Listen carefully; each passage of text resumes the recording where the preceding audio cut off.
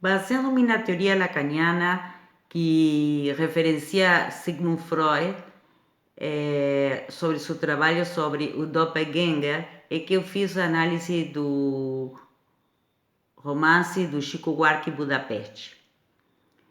Doppelganger pode se entender como uma visão angustiante de si próprio como sendo um outro. Isso se percebe na procura desesperada do protagonista por uma identidade. Essa procura desesperada pela identidade tem várias arestas. O seu nome, a sua língua, o seu papel de escritor, o seu relacionamento sentimental, a sua condição paternal. No caso do seu nome, o protagonista é nomeado como José Costa no Brasil, mas na Hungria é Costa José.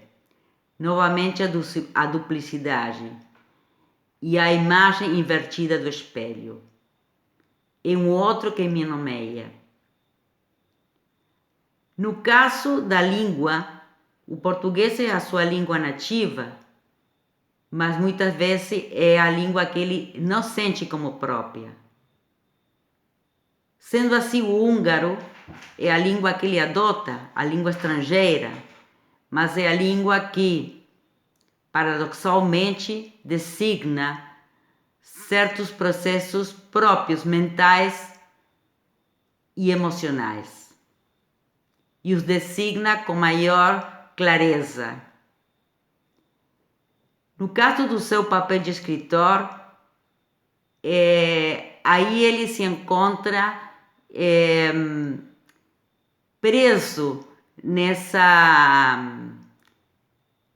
teia de espelhos, na qual ele, sendo o escritor fantasma, aquele que escreve em nome do outro, é quem passa pela experiência de quem outro escreve em seu nome. Então aí aparece também essa grande interrogação: quem é o autor? Quem é o sósia?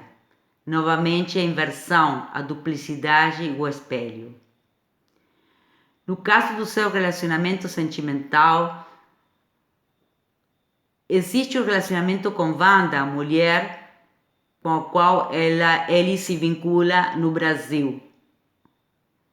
Com Wanda existe um relacionamento que é marcado pelo desconhecimento, pela incomunicação e pelo disfarce.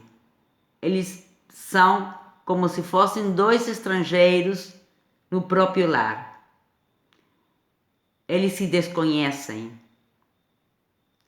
Na Hungria existe uma outra mulher, Kriska, professora de húngaro, que é aquela que o leva ao conhecimento da língua, mas também a esse conhecimento sobre a sua própria identidade.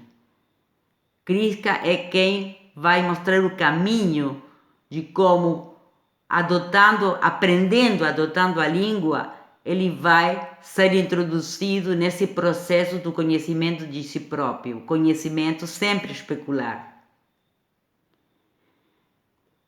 No caso da condição paternal, é bem interessante perceber como, por um lado, existe Joazinho, o filho biológico no Brasil, filho com o qual não existe uma relação que seja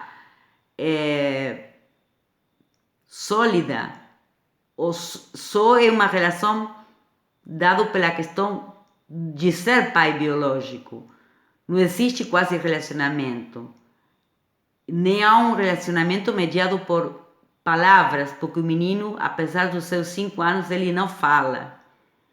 E o menino que, nessa condição, ele fica como se fosse preso de uma infância letárgica que o assemelha de um recém-nascido. Por outro lado, existe Pete, o filho de Kriska, o Pete, com o qual ele vai exercer uma paternidade ciente, uma paternidade não biológica, mas que é uma paternidade finalmente. É a paternidade tal como ele o entende. Ele é o interlocutor com ele existe uma interlocução. E o Piche também é quem conduz o protagonista naquele caminho na procura da identidade. Nesse processo, o protagonista